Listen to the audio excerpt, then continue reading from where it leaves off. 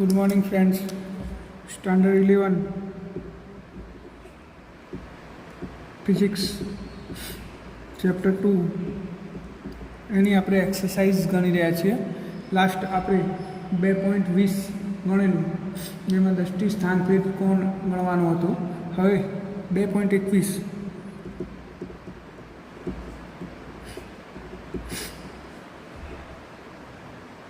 ભૌતિક રાશિઓના માપનમાં સચોટતા હોવી તે વિજ્ઞાનની આવશ્યકતા છે.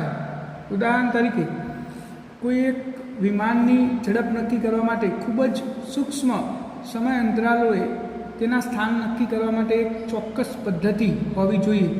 બીજા વિશ્વયુદ્ધમાં રડારની શોધ પાછળ આ જ પ્રયોજન હતું.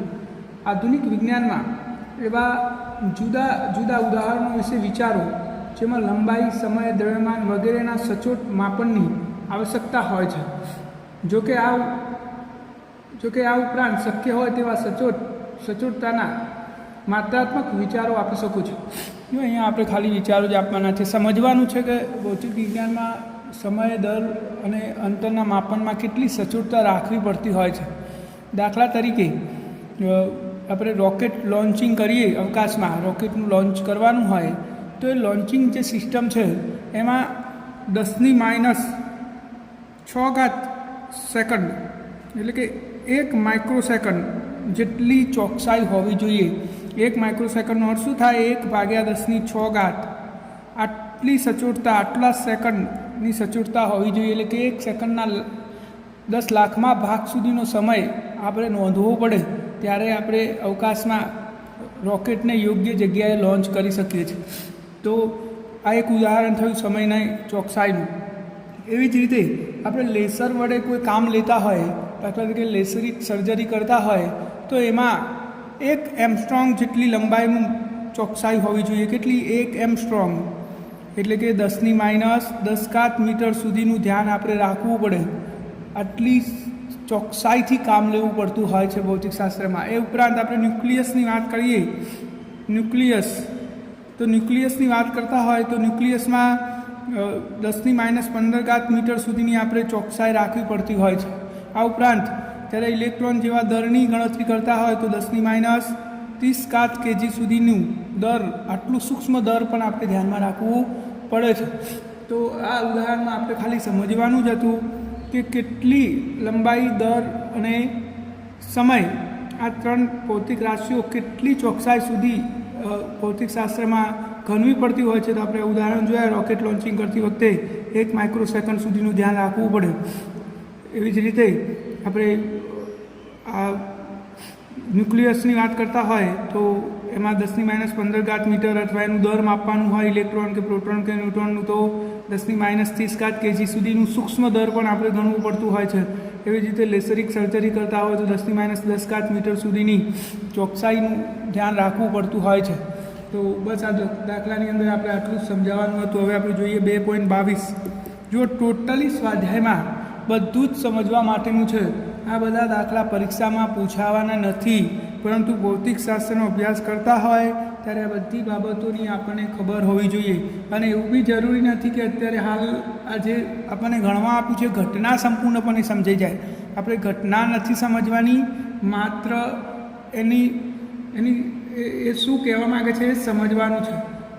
આખું ભૌતિકશાસ્ત્ર આવી ગયું આટલા દાખલાઓમાં. બધું જ આજને આજ સમજી જવું જરૂરી નથી. જો 2.22 જે રીતે વિજ્ઞાનનું સચોટ માપન જરૂરી છે તેવી જ રીતે અલ્પ વિકસિત વિચારો તથા સામાન્ય માપનો દ્વારા રાશિઓનો સામાન્ય અંદાજ લગાવવો તેટલું જ મહત્ત્વનું છે. નીચે આપેલા અનુમાન લગાવી શકાય તે માટેના ઉપયોગો વિચારો. જ્યાં અનુમાન મેળવવાનું અઘરું લાગે ત્યાં રાશિઓની મહત્તમ મર્યાદા મેળવવાનો પ્રયત્ન કરો. જો હવે અહીંયા આપણે કેટલીક વસ્તુઓ ગણવાની છે, આ પણ સમજ માટે જ છે કે આપણને કેટલી સમજ પડે છે ભૌતિકશાસ્ત્રમાં. તો સૌથી પહેલાં આપણે એવું ગણવાનું છે કે વર્ષા ઋતુમાં ભારત ઉપર છવાયેલ વરસાદી વાદળોનું કુલ દ્રવ્યમાન શોધવાનું છે. 2.22માં આપણે શું ગણવાનું છે? ભારતમાં વાદળોનું દર શોધવાનું છે આપણે. અને આ વાદળો છે બધા, અવકાશમાં આ વાદળોની અંદર શું હોય? પાણી હોય. તો આ વાદળોનું આપણે દર શોધવાનું છે. તો જો આ બધી આપણે અનુમાન જ કરવાના છે. આપણે ધારી લઈએ કે ધારો કે ભારતમાં 100 સેમી સરેરાશ વરસાદ થાય છે. આપણે ધારી લીધું અંદાજિત દરેક જગ્યાનું બધું ટોટલ કરીને 100 સેમી જેટલો વરસાદ થાય છે. અને ભારતનું ક્ષેત્રફળ ભારતનું કુલ ક્ષેત્રફળ છે 3.3 ગુણ્યા 1012 મીટર સ્ક્વેર. કેટલું છે ક્ષેત્રફળ ભારતનું? 3.3 ગુણ્યા 1012 મીટર સ્ક્વેર. તો આપણે આ વાદળોનું કુલ દર શોધવાનું છે. તો આપણે પહેલાં તો વાદળ આ વરસાદ નીચે પડી જાય જમીન ઉપર. માન લો કે આ જમીન છે ને આટલો વરસાદ પડી ગયો, સરેરાશ વરસાદ એટલે આખી જમીન ઉપર 100 સેમી સુધી 1 મીટર. 100 સેમી એટલે શું? 1 મીટર વરસાદ પડી ગયો ભારતની ભૂમિ. તો આપણે આ પડેલા પાણીનું કદ શોધી શકીએ. કદ બરાબર શું થાય? આ એનું ક્ષેત્રફળ અને આ ઊંચાઈ. તો કદ બરાબર ક્ષેત્રફળ ગુણ્યા ઊંચાઈ. તો A × S થઈ ગયું, આપણું કદ મળી ગયું. તો હવે ઘનતા બરાબર દર ભાગ્યા કદ. તો દર બરાબર ઘનતા ગુણ્યા કદ. આપણી ઘનતા રો અને કદ કેટલું છે? AB. ઘનતા રો અને કદ AB. તો દર બરાબર એ આખા આ બધા પાણીનું કદ દર બરાબર પાણીની ઘનતા કેટલી? તો 10³ ક્ષેત્રફળ કેટલું? 3.3 ગુણ્યા 1012 અને આપણી ઊંચાઈ કેટલી? AH છે અહીંયા, સોરી AH. તો ઊંચાઈ કેટલી છે? 1 મીટર. તો જવાબ શું થશે? 3.3 ગુણ્યા 1015 kg. તો વાદળોનું કુલ દર કેટલું થશે? આ વાદળ બધા નીચે પડી ગયા એટલે કે પાણી સ્વરૂપે નીચે પડી ગયા. તો કુલ દર કેટલું થયું? 3.3 ગુણ્યા 1015 kg. હવે આપણે બીજું શું શોધવાનું છે? તો કોઈ હાથીનું દ્રવ્યમાન આપણે કેવી રીતે શોધી શકીએ? તો એના માટે આપણે આર્કિમિડીઝના સિદ્ધાંતનો ઉપયોગ કરી શકીએ. હાથીનું દ્રવ્યમાન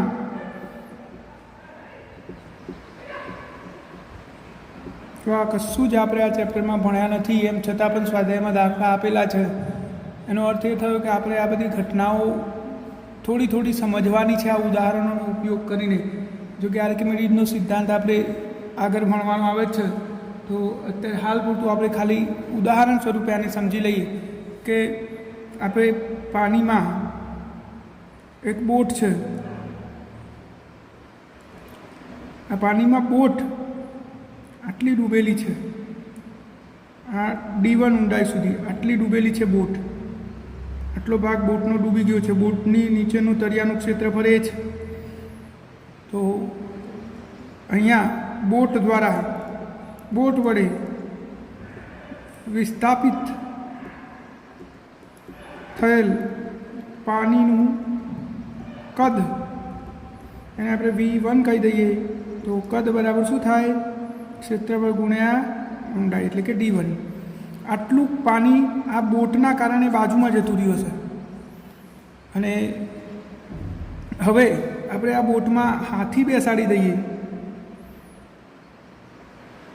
આ બોટની અંદર આ પાણી છે બધું. આ બોટની અંદર હાથી બેસાડી દઈએ. અહીંયા હાથી આવી ગયો. તો હાથીના વજનના કારણે બોટ થોડી વધારે ડૂબશે. આટલી ડૂબી ગઈ.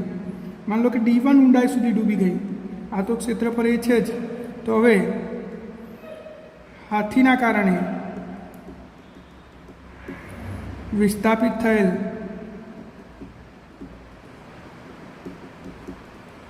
પાણીનું કદ V બરાબર ક્ષેત્રફળ તો એ, પરંતુ કેટલું ડૂબ્યું? D2 જેટલું. તો આટલું આને આપણે V2 કહી દઈએ. તો કેટલા કદનો ફરક પડ્યો? તો કદમાં થયેલો ફેરફાર તો ડેલ્ટા વી બરાબર V2 minus V1, therefore AD2 minus AD1 is equal to A common નીકળી જાય તો D2 માઇનસ D1. આટલું કદ બદલાયું એટલે કે આટલું વધારાનું પાણી વિસ્થાપિત થયું હશે. તો હવે દર હાથીના કારણે આટલું વિસ્થાપિત થયું તો દર બરાબર ઘનતા ગુણ્યા કદ. પાણીની ઘનતા આપણે રો લઈ લઈએ અને કદ એ D2 માઇનસ D1. તો હાથીનું દર આટલું હશે. આપણે હાથીને પાણીમાં બેસાડ્યો તો બોટ વધારે ડૂબી. કેટલી વધારે ડૂબી આપણે આ કદ પરથી શોધી કાઢ્યું. તો એ પહેલાં ખાલી બોટ હતી એટલે આટલું કદ વિસ્થાપિત થતું હતું. પાણીનું વિસ્થાપિત થયું એટલે બાજુમાં ખસી જવું. હાથીને બેસાડ્યો તો આટલું કદ વિસ્થાપિત થયું એટલે કે વધારે પાણી આમ દૂર ગયું હશે. તો કેટલું વધારાનું ગયું તો આટલું પાણી હાથીના કારણે વિસ્થાપિત થયું છે. એટલે પાણીનું દર એ હાથીના દર જેટલું થાય. તો દર બરાબર ઘનતા ગુણ્યા કદ. આપણે આ કિંમતો મૂકી દીધી. તો આપણે આ રીતે હાથીનું દર શોધી શકીએ છીએ. કોઈ આંધી દરમિયાન પવનની ઝડપ શોધવી છે. સી ચલો આપણે એક ફુગ્ગો લઈ લઈએ. આ ફુગ્ગો એ સ્થાને છે અને અહીંયા આપણે ઊભા છીએ. અત્યારે હાલ હવા કે પવન એવું કંઈ છે નહીં. તો ફુગ્ગો અહીંયા સ્થિર છે. હવે આંધી આવી આમ તો ફુગ્ગો ઉડીને માની લો કે અહીંયા પહોંચ્યો બી સ્થાને, એક્સ જેટલું અંતર કાપીને. આપણે સમય નોંધી લીધો ટી સમયના અંતે. તો આપણે અહીંયા આમ એક રેખા દોરી દઈએ. પહેલાં અહીંયા હતો, આપણે અહીંયાથી જોઈ રહ્યા છીએ હવા નહીં એટલે અહીંયા સ્થિર છે. હવા આવશે એટલે ફુગ્ગો ગતિ કરતો ટી સમયમાં આટલે પહોંચી ગયો. તો આ ખૂણો બન્યો થીટા. તો આપણે શું કરીશું? ટેન થીટા લઈ લઈએ. તો ટેન થીટા બરાબર સામેની બાજુ એક્સ ભાગ્યા પાછળની બાજુ આ ઊંચાઈ એચ ઊંચાઈ આપણે ફુગ્ગો મૂક્યો હતો તો એચ. તો આ એચને આ બાદ લઈ દો તો એચ ટેન થીટા બરાબર એક્સ. બંને બાજુ ટી વડે ભાગી દઈએ તો એચ ટેન થીટા ભાગ્યા ટી બરાબર એક્સ અપોન ટી. અંતર ભાગ્યા સમય એટલે તો વેગ થઈ જાય. તો વી આના બરાબર વી થઈ ગયું. તો વી બરાબર એચ ટેન થીટા ભાગ્યા ટી.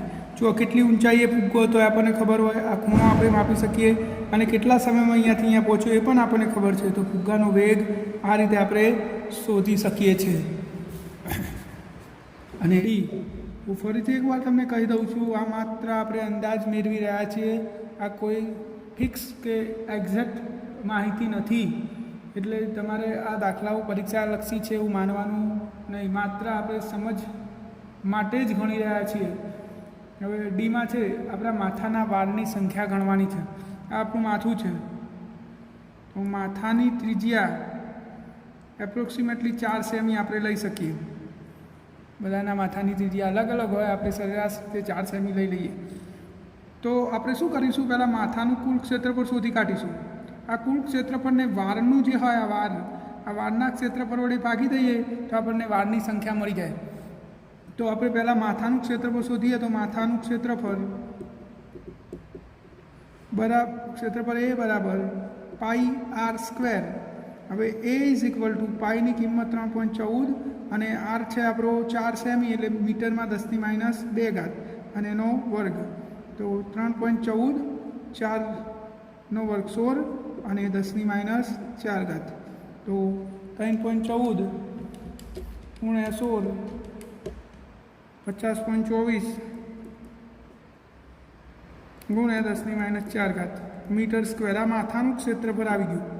એવી જ રીતે હવે આપણે વારનું ક્ષેત્રફળ શોધીએ. તો વારનું ક્ષેત્રફળ તો વારની ત્રિજ્યા એપ્રોક્સિમેટલી 0.5 ગુણ્યા 10⁻⁴ સેમી થાય. તો વારનું ક્ષેત્રફળ એ ડેશ બરાબર પાઈ આર ડેશનો સ્ક્વેર 3.14 ગુણ્યા 0.5 ગુણ્યા 10⁻⁴ અને એનો વર્ગ. તો 3.14 આ 0.25 અને 10⁻⁸. તો 0.25 ગુણ્યા 3.14 0.785 ગુણ્યા 10⁻8 આ વારનું ક્ષેત્રફળ આવી ગયું. તો વારની સંખ્યા બરાબર કુલ ક્ષેત્રફળ ભાગ્યા વારનું ક્ષેત્રફળ. therefore કુલ ક્ષેત્રફળ હતું 50.24 ગુણ્યા 10⁻4 અને આ છે 0.885 ગુણ્યા 10⁻8. તો 50.24 ભાગ્યા 0.785 જવાબ થયો 64 ગુણ્યા 10 જો આ -8 ઉપર જાય તો પ્લસ થઈ જાય, એટલે +8માંથી -4 જાય તો 4. આટલા વાર હશે આપણા માથામાં એપ્રોક્સિમેટલી. અને છેલ્લું લાસ્ટ ઈ, તમારા વર્ગખંડમાં વાયુના અણુઓની સંખ્યા, વાયુના અણુઓની સંખ્યા, આ આપણો વર્ગખંડ, આની અંદર કેટલા વાયુના અણુઓ હશે આપણે શોધવાનું છે. તો મિત્રો આપણે પ્રમાણભૂત કદ જાણીએ છીએ.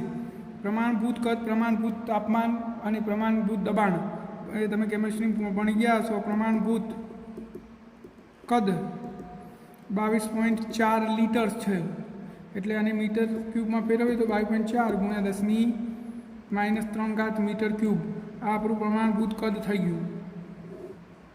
હવે આપણે આ ઓરડાની લંબાઈ 10, પહોળાઈ 10 અને એની ઊંચાઈ 5 લઈએ, 10×10/5. તો આનું કદ કેટલું થાય? તો કદ બરાબર તમે ગમે તે લઈ શકો, આપણે અંદાજિત માપ ગણવાના છે. એટલે આમાં તમે 20, 10 લો, આપણા રૂમનું માપ જે લેવું હોય, આપણે જે પસંદ કરવું હોય એ કરી શકીએ છીએ.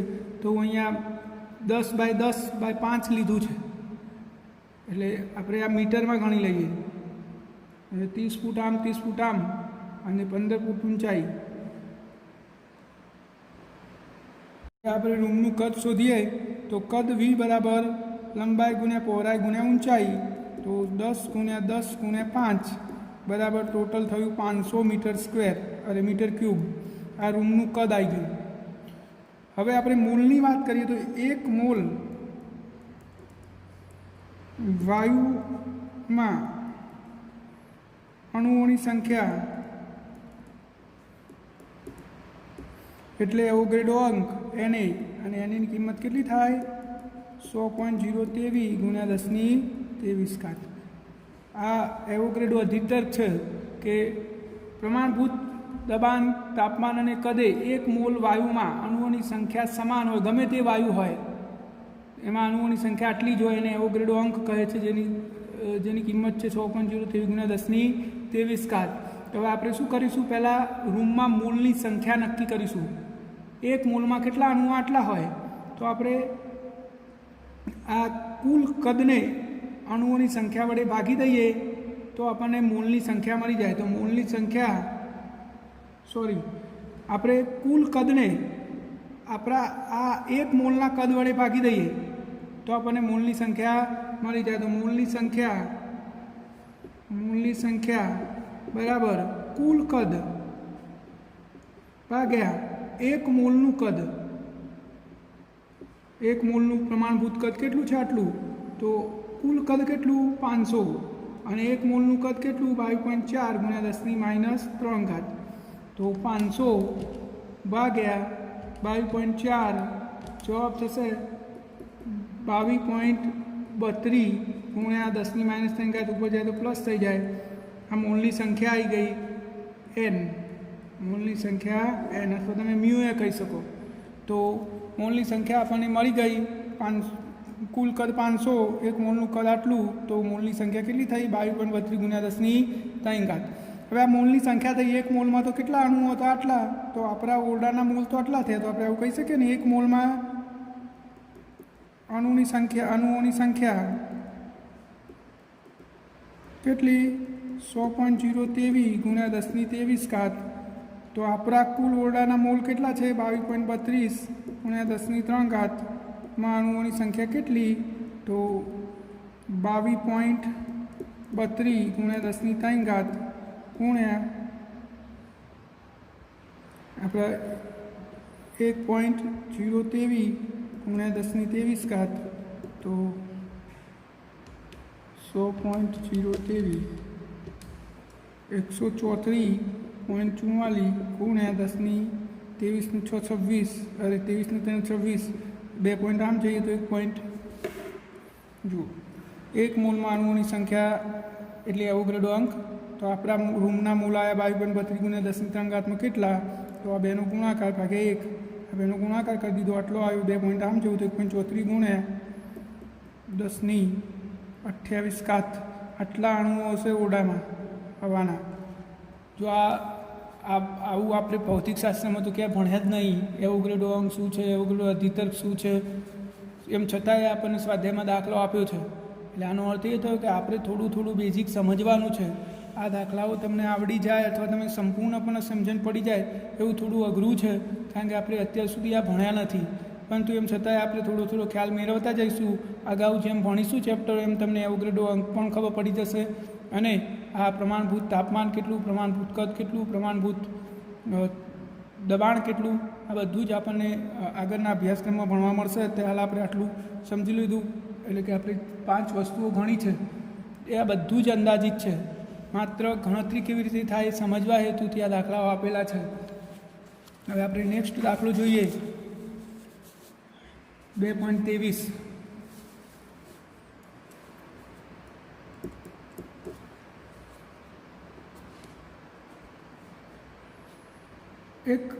સૂર્ય એક ગરમ પ્લાઝમા છે જેની અંદરનો ગર્ભનું તાપમાન 10⁷ કેલ્વિનથી વધારે અને બાહ્ય પૃષ્ઠનું તાપમાન 100,000 કેલ્વિન છે આટલા ઊંચા તાપમાને કોઈપણ પદાર્થ ઘન કે પ્રવાહી અવસ્થામાં રહી શકે નહીં શૂન્યની દર ઘનતા ઘન અને પ્રવાહી અથવા વાયુની ઘનતામાંથી કયા વિસ્તારમાં હોવાની તમને ધારણા છે તમારું અનુમાન સાચું છે તેની ચકાસણી નીચે આપેલી માહિતી પરથી નક્કી કરી શકો છો જો સૂર્યનું દર આપણને આપેલું છે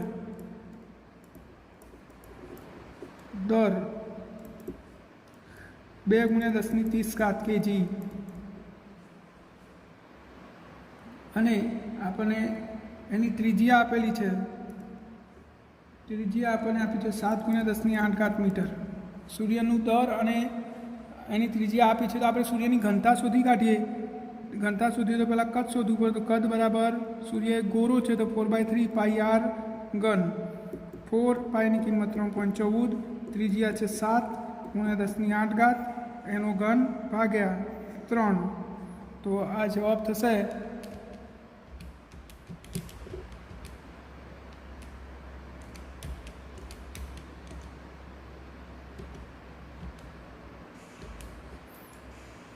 1436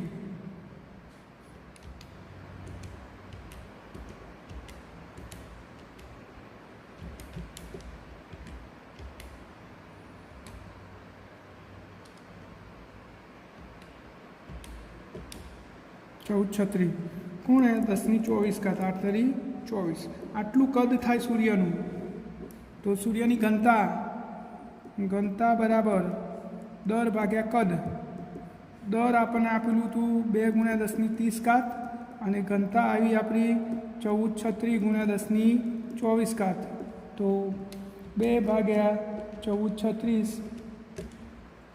0.001392 ગુણ્યા 10⁶ વધશે 30માંથી 24 છે એટલે 1 2 3 પોઈન્ટ આમ જાઉં તો 1.4 ગુણ્યા 10⁻³ કેજી પર મીટર ક્યુબ જો 1 2 3 પોઈન્ટ આમ ગયો અને આ 3 છે અને 4 કરી દીધા કારણ કે આગળની સંખ્યા 9 છે તો આપણી આ સૂર્યના દ્રવ્યની ઘનતા આવી ગઈ જો આ ઘનતા ખૂબ જ વધારે છે એટલે કે આટલી ઘનતા સાથે કોઈપણ પદાર્થ વાયુ સ્વરૂપે તો હોઈ જ ના શકે એ પ્રવાહી અને ઘનના સ્વરૂપે હોઈ શકે અને અંદરના ખૂબ જ ઊંચા તાપમાનના કારણે સતત ગુરુત્વાકર્ષણ બળ લાગે છે એટલે કે સૂર્યની અંદર દ્રવ્ય પ્લાઝમા સ્વરૂપે હોય છે ખૂબ જ ઊંચા તાપમાનના કારણે સ્વરૂપ કયું થઈ જાય છે પ્લાઝમા સ્વરૂપે હોય છે તો આપણે નક્કી કર્યું કે સૂર્યમાં આટલી ઊંચી ઘનતા અને ખૂબ જ ઊંચા તાપમાનના કારણે દ્રવ્ય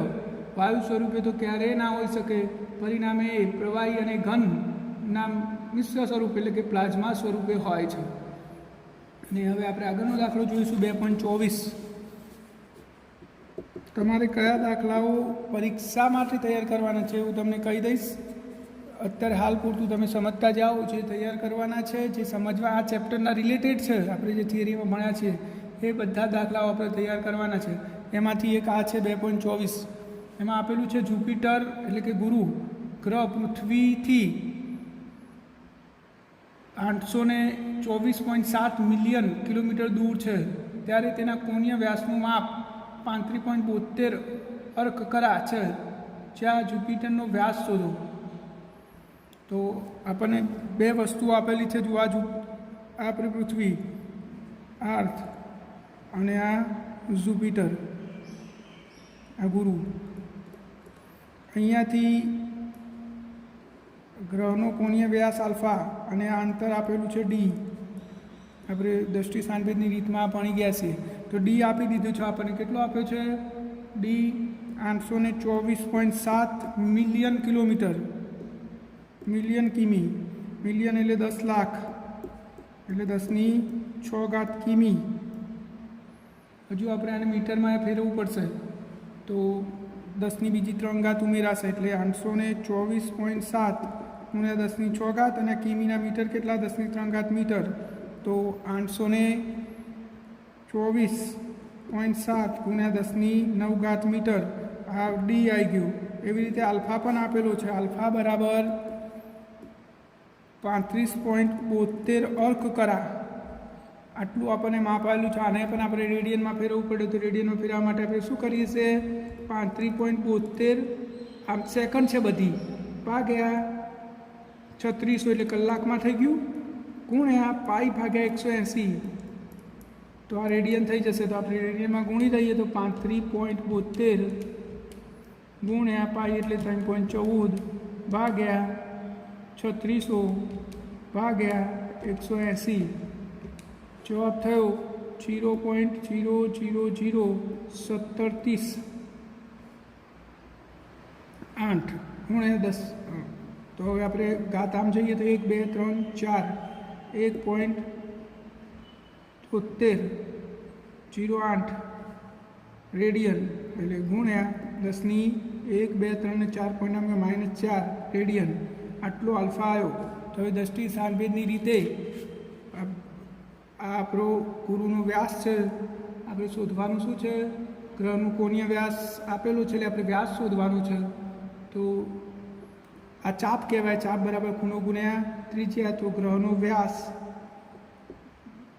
ગુરુનો વ્યાસ બરાબર ખૂણો ગુણ્યા ત્રિજ્યા. આલ્ફાની કિંમત આવી 1.7308 × 10⁻⁴ અને ડી છે 824.7 × 10⁹. therefore 1.7308 × 824.7 1427.3 × 10⁵. આપણે 3 પોઈન્ટ આમ જતા રહીએ તો 1.4 × 10⁴ 3 પોઈન્ટ આમ ગયા 1 2 3 તો 4 8 મીટર. આ ગુરુનો વ્યાસ આવી ગયો. આ દાખલો તમારે તૈયાર કરવાનો થાય, કારણ કે આ આપણા ચેપ્ટરના રિલેટેડ છે. તો આપણે આમાં કશું જ નવું કર્યું નહીં. આગળ પણ આવા દાખલા ગણ્યા છે. આપણે આ જોયું ગુરુનું અને પૃથ્વી વચ્ચેનું અંતર આપેલું છે, એને આપણે મીટરમાં ફેરવી દીધું. આ કોણીય વ્યાસ આલ્ફા આપેલો છે અર્ક કરામાં.